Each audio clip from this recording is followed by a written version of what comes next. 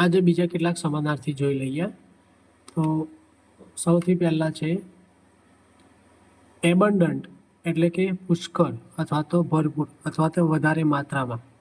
તો એબન્ડન્ટનું સમાનાર્થી થાય પ્લેન્ટીફુલ, પછી એમ્પલ, અને ત્રીજું છે કોપિયસ. કોપિયસ એટલે કે વિશાળ, જેમ દરિયો વિશાળ હોય ને એ રીતે. તો એ અર્થમાં થાય છે. પછી બીજો છે ડિલિજન્ટ. ડિલિજન્ટ એટલે કે મહેનતુ. તો એના સમાનાર્થી થાય હાર્ડ વર્કિંગ, ઇન્ડસ્ટ્રીયસ, એસેડિયસ. ઇન્ડસ્ટ્રીયસ એટલે ઉદ્યોગ, ઇન્ડસ્ટ્રી પરથી ઇન્ડસ્ટ્રીયસ બન્યું છે. અને એસિડિયસ એટલે એસ એટલે કે ગધેડો. ગધેડો બહુ મહેનતી હોય તો એના પરથી એસિડિયસ બન્યું છે. પછી ત્રીજું છે કેન્ડિડ. કેન્ડિડ એટલે નિખાલસ, એકદમ પ્રામાણિક, એટલે કે એકદમ બધું બોલી દેતો હોય ને તેવો વ્યક્તિ, તેને કહેવાય કેન્ડિડ. કેન્ડિડ એટલે નિખાલસ. તો તેના સમાનાર્થી છે ફ્રેન્ક.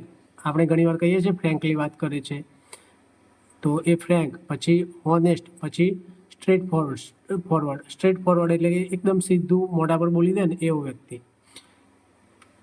પછી છે ઓબ્સ્ટેકલ. ઓબ્સ્ટેકલ એટલે કે અવરોધ, અડચણ. તો તેના સમાનાર્થી છે બેરિયર, હર્ડલ, હિન્ડ્રન્સ. પછી પાંચમું છે ફ્રજાઇલ.